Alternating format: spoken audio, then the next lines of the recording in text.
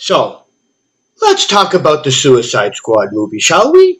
I do not mind the rain sometimes. Ratatouille, what do you got? Bird. Now it. Stay off the comm. Now, I'm sure most of you have already seen the Suicide Squad movie, and there are those of you that may have actually thought the movie was good. Well, in this video, I'm going to be shattering that delusion. So if you don't want to see a video in which I explain all the stupid in this movie, might I suggest you leave so that way you can, stay within your cocoon of ignorance. Now, I had originally planned to calmly go through the movie, pointing out the stupid and laughing at the ridiculousness of it. That was until somebody showed me this.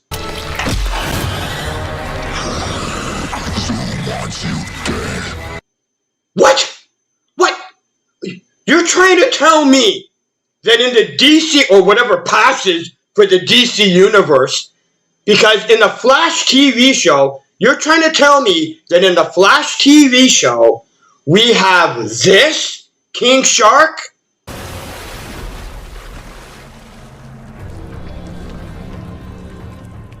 And instead, you went with this? And Yes.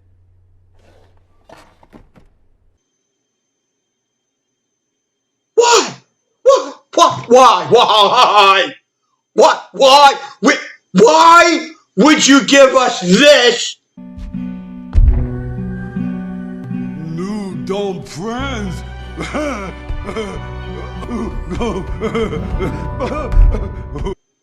When you've already established this King Shark exists.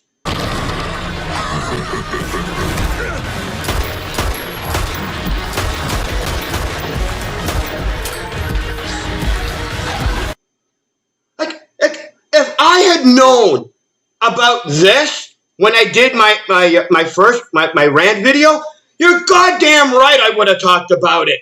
But because I didn't know about it until after I made the video, you're goddamn right I'm gonna rant about this now. Are you kidding me? I would have loved to have seen this King Shark in the Suicide Squad movie. Like, at the end of the movie, right? When Bloodsport goes to King Shark and says, go attack Starro. If you had this King Shark, I would have gone, he's got a chance. He's got a small one, but you're damn right I would have been rooting for him.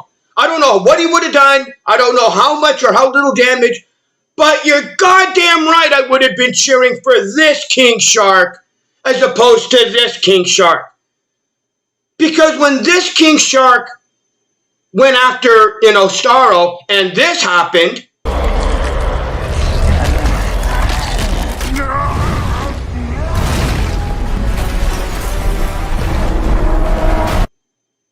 I was like, good. I don't even like that King Shark. You can get rid of him.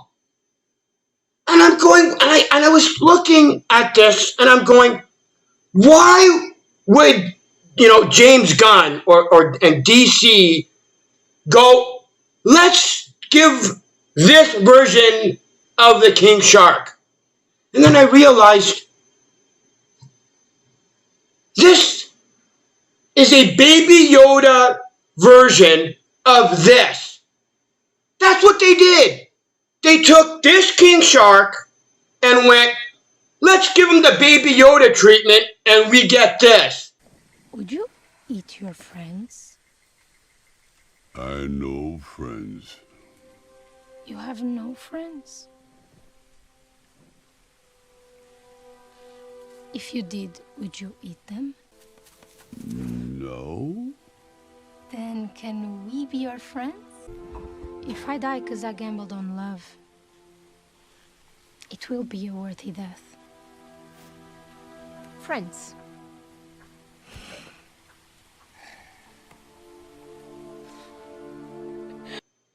I go, what was your plan, geniuses? To try and sell a Baby Yoda version of King Shark to who? The preteen girls who can't even watch this movie because it's rated R? Who was your target audience to buy this King Shark? They Baby Yoda. What would be the term? They Baby Yoda'd King Shark. You pieces of shit, mother. Are you Anyway, got out of my system. I'm fine now. Now, I get it. Dude, went a little overboard on the King Shark thing, didn't you? Yes, but there's a reason. Because the same problem I had with what they did to King Shark is the same problem I had with Starro. Okay? Or Peacemaker, or Harley Quinn, or whoever. And that is, the studios don't care. They don't care how they portray the characters. They don't care what the characters actually are like. Because the studios know their target audience of fake geek culture fanboys and fangirls who've never read a comic book in their life, they don't care either. Well, what's the big deal? Easy.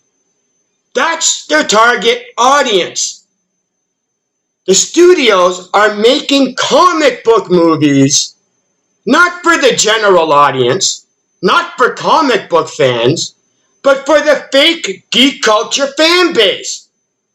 They're making movies, they're making comic book movies directly targeting geek culture fanboys and fangirls who only pretend they give a shit about comics, who only pretend they like comic books, who only pretend they read comic books. That's their target audience. And this is a major contribution to not only why this movie sucked, but why comic book movies have sucked for the last couple of years, and it needs to be addressed. Like, when the MCU first started, okay? Sorry I'm going on a soapbox. But, you know, the first Iron Man movie, the Captain America movie, the first Avengers movie, they were geared to the general audience. Well, because there wasn't enough comic book fans to be able to support the movie, and the fake geek culture fan base didn't exist yet. But after the Avengers movie, the geek culture, fan base exploded. And the studios realized, hey, we don't have to cater to, actual comic book fans. They don't even have to cater to the general audience, because the fake geek culture fan base was so huge that could support the movies. So once the studios got comfortable with that, you get this Suicide Squad movie. Because who's supporting and liking this movie? It's not the general audience. They didn't care enough to go see this movie. It's not comic book fans. They hated it. It's not people like me who actually liked the first Suicide Squad movie. And it sure as hell ain't the people who hated the first Suicide Squad movie. Well, who's left? The geek culture fan. Okay, look. I'm sorry, it was just frustrating. I'm done. Soapbox is over. Rant is over. Let's just get to the movie, okay? Now, we got to talk about the opening introduction with the new Suicide Squad team members and their first mission. Now, there's tons of stuff that I can talk about, but it would take me an hour to cover all of it. I just want to cover some of the highlights and my absolute favorite aspects of this section and the whole movie. So, we're introduced to all the new members, right? And we have their first mission where they all die. Well, most of them all die, right? Okay. Now, get this. That entire first part, those entire first two scenes, that entire aspect was literally geared so that they could have this gag.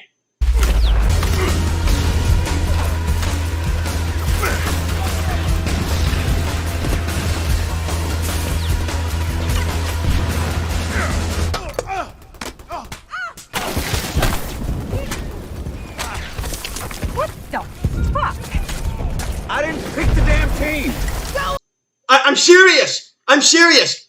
The whole new team, the mission that they went on was literally geared specifically to have this gag. And I'm going to explain how. Okay? Now, we're introduced to a whole bunch of new characters, right? Javelin, or what was his name? Javelin, Savant, Weasel, Mongal, TDK, Boomerang, right? Except here's the odd thing about this. In the first Suicide Squad movie, whenever you were introduced to any of each new team member, what did they do? They explained what that villain's power set was. When we're introduced to Bloodsport, and then he's introduced to, Peacemaker, King Shark, Ratcatcher, except for Polka Dot Man. But I'll get to Polka Dot Man in a second. When they're introduced to all those characters, what does the movie do? Explain their power sets. Except, of course, for Polka Dot Man. Polka Dot Man, who is essentially the most powerful supervillain of the group, they don't even explain what his power set is. Not only does the movie not explain what his power set is, nobody thought to ask Polka Dot Man, what's your power set? What is so powerful about your polka dots? Because when he finally does this,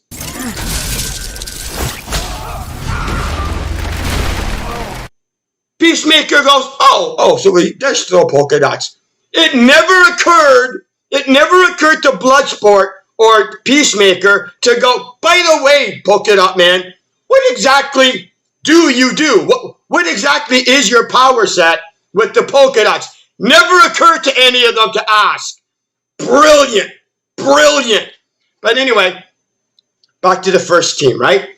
So we're introduced to, Boomerang, which if you didn't see the first movie, they don't explain his power set.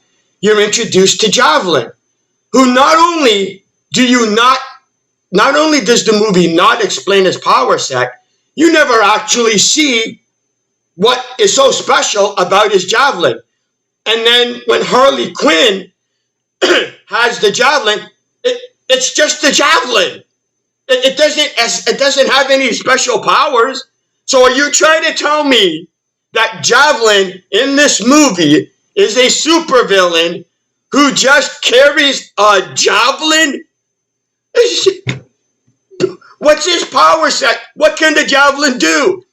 It's never... Then we have Blackguard. What does he do? Weasel. What is her value?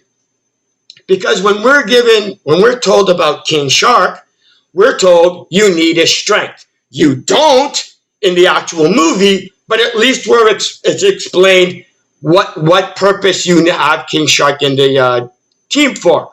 Well, what's Weasel's value? None. Apparently to die and come back to life again. That's Weasel's power set, I guess, right? Who else? TDK. They don't explain TDK.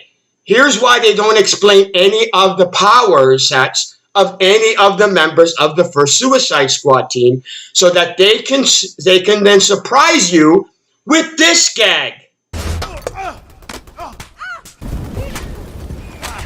The whole reason nobody is told the reason we as an audience are not told what TDK's power set is so that they can spring this gag. None of the first Suicide Squad team members ask anybody else, by the way, Blackguard, what is your power set? By the way, Javelin, what can you do? By the way, TDK, what can you do? Nobody is even asked what their power set is because this movie had to spring this gag.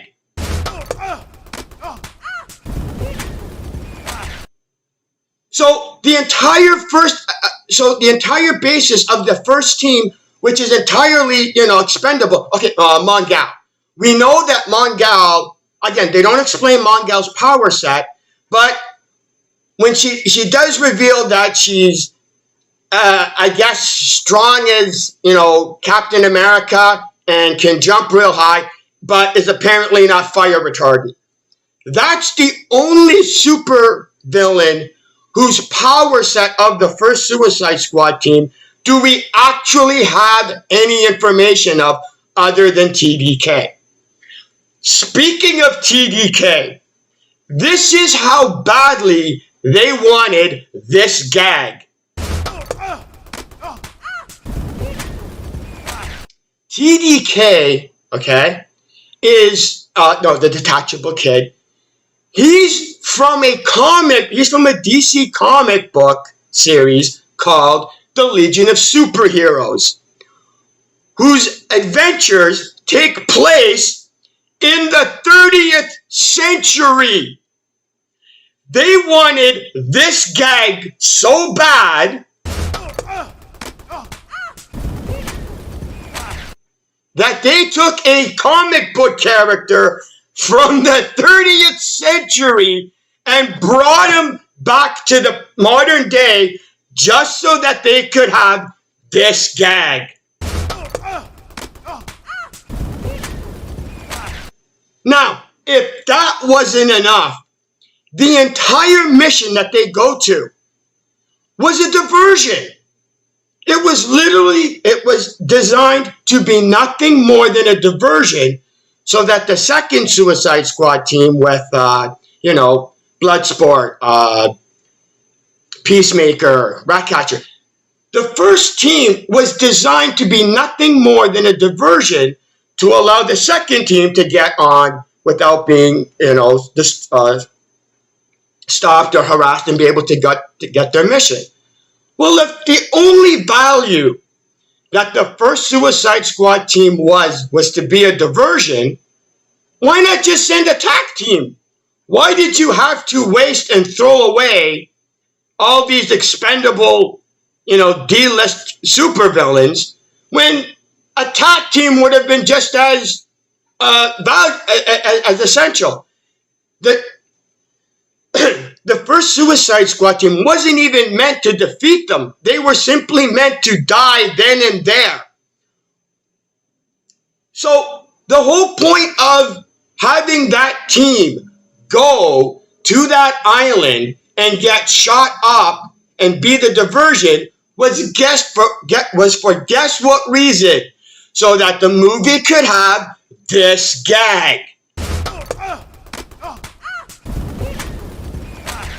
The whole first team was designed for this gag. The whole mission was designed for this gag.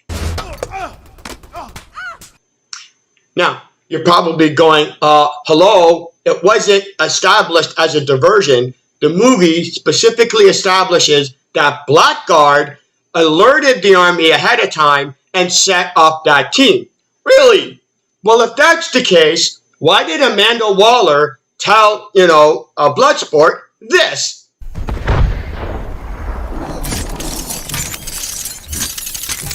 Control, we have a disturbance south of here. It's just a diversion, Bloodsport. And how could she have established it was a diversion if Blackguard sprung this on them without them knowing? How could Amanda Waller have established it was a diversion if they were set up? But then again, how the hell did, Blackguard was able to even inform the army of them coming in the first place? We were never told what the mission was. As far as we know, they never knew what the mission was. Even if they knew when the mission was, how would Blackguard, from when he was told what the mission was to getting to the country, when would he have had the opportunity to even be able to know who to contact, much less contact them and even make a deal? The movie literally glosses over Blackguard's even ability to even know who to contact, how to contact them, and make a deal in the first place. But wait, there's more. When they finally reach the shore, they're told this. Northeast all clear. Approach the shore. Over. And then what? After Blackguard is revealed to have sold them out, they're told this. Blackguard sold us out. He contacted the fucking Cordo Maltese army. Well, Wait a minute. How did this satellite dish not catch the army on infrared before they landed on the beach?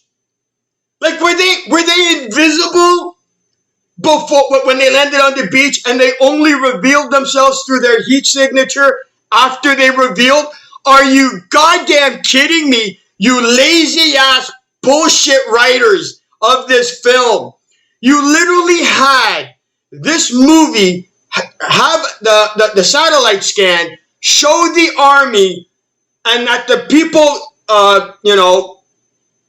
supervising them and surveilling them could actually see this army of soldiers, but apparently weren't able to notice them 10 seconds prior when they first landed on the beach, and they were told the coast is clear.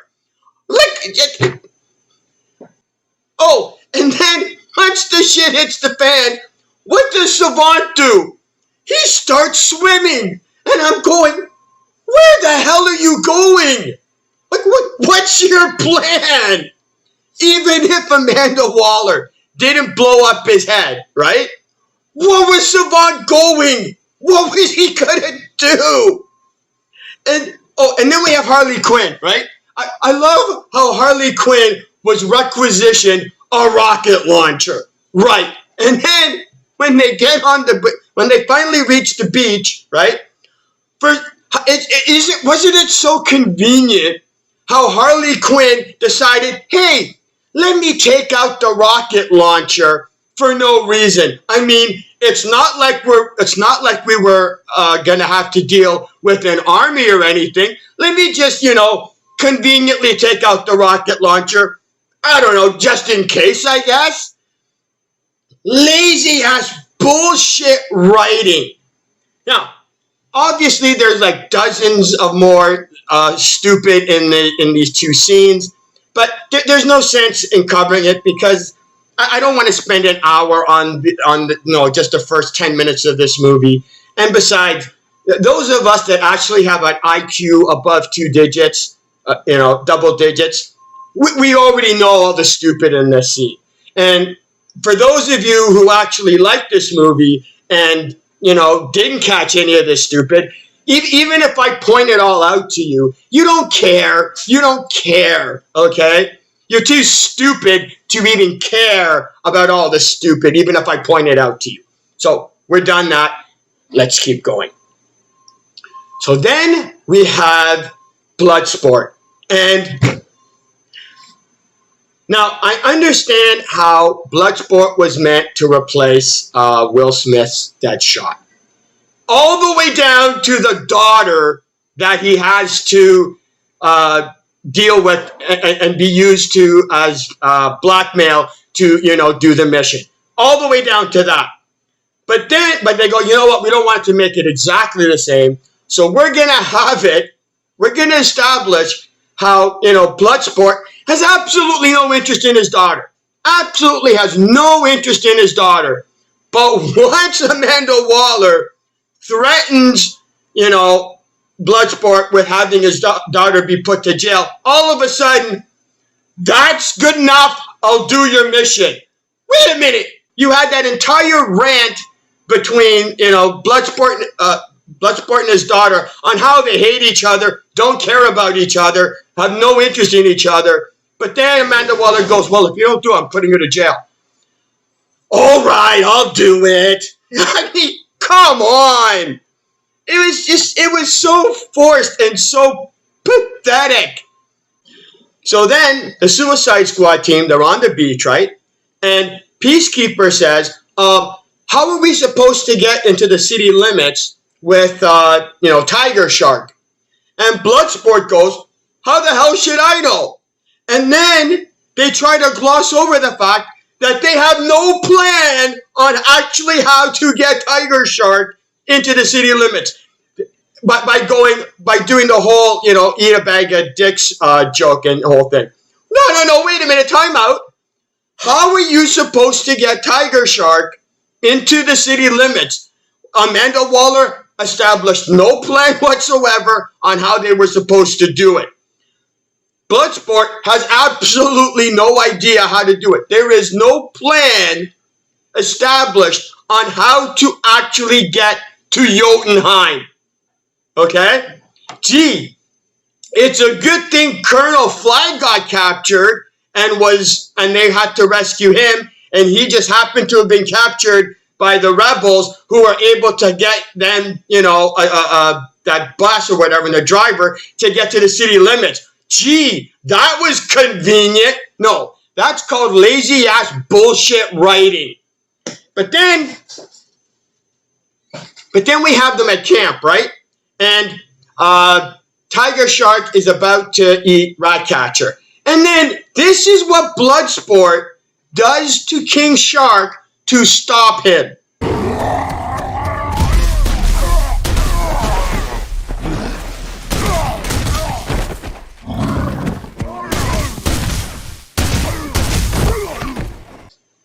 And then, when Ratcatcher finds out that he was actually going to eat her, she starts sending out the rats. And Tiger Shark is afraid of the rats. What are you talking about? He just survived this.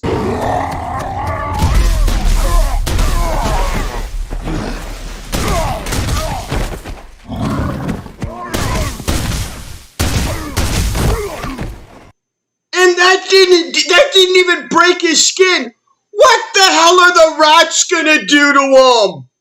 Come on, you dumbass movie. Tiger Shark should have seen the rats and should have gone nom nom and should have started eating the rats. But this movie doesn't know what it's doing. This movie does not know what it's doing.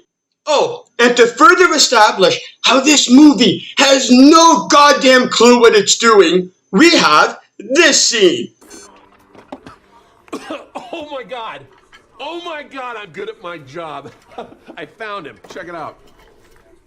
Look, right here, a mile north. Whoa, wait a minute. Don't gloss over this. How? How did you find Colonel Flag? Well, you see, the problem is, there was no way that you would have been able to find Colonel Flag. The movie the reason they don't explain it is because it wouldn't have been possible. What did you do? Did you by chance, hone in on the radio on his radio device? Well, if you honed in on his radio device, why didn't Colonel Flag use his radio to inform, Amanda Waller, hey, I'm still alive. Hey, I'm over here with the rebels. Oh, by the way, status report. All of our team died. Nothing. All of a sudden, Colonel Flag suddenly lost his radio communication device?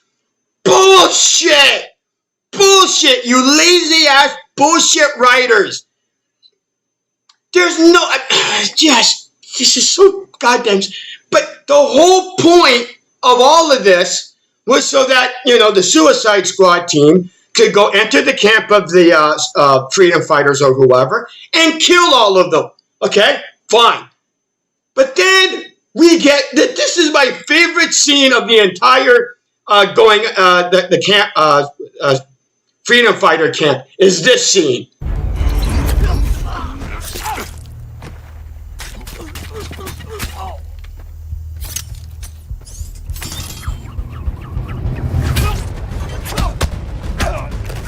Wait a minute, let me see if I get this straight.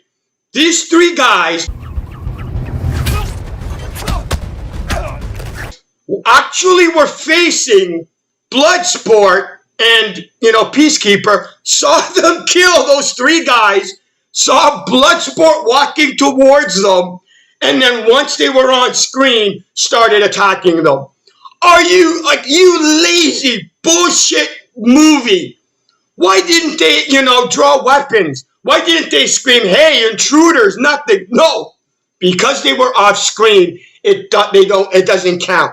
It only counts when they're on screen, and then this was hilarious. It's such lazy bullshit writing.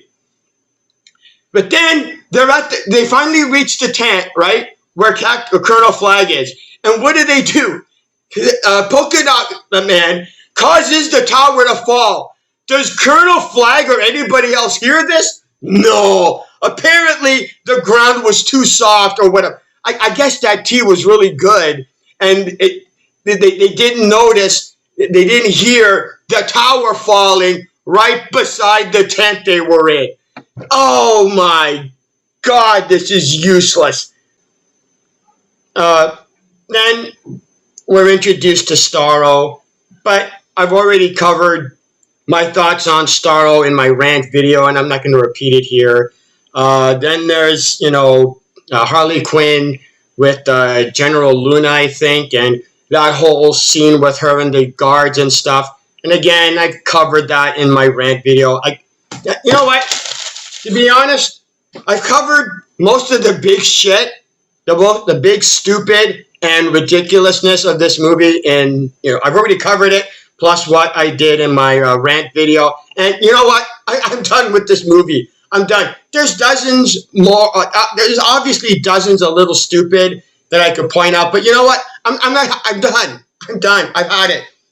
I'm not going through this movie again. I'm done. Okay? I think I've done more than enough to point out the stupid and ridiculous and the lazy bullshit writing of this movie and the lazy bullshit aspect of this movie. Okay, it's complete lazy bullshit the entire time through. I don't want to do this movie anymore. Okay, I've already watched it twice. I'm not going through it a third time to point out more of the stupid we already know exists. I covered the big stuff. I'm done. Okay, I'm out. Okay. Fuck this shit, I'm out. Fuck this shit, I'm out. No thanks. Don't mind me. I'ma just grab my stuff and leave. Excuse me, please. Fuck this shit, I'm out.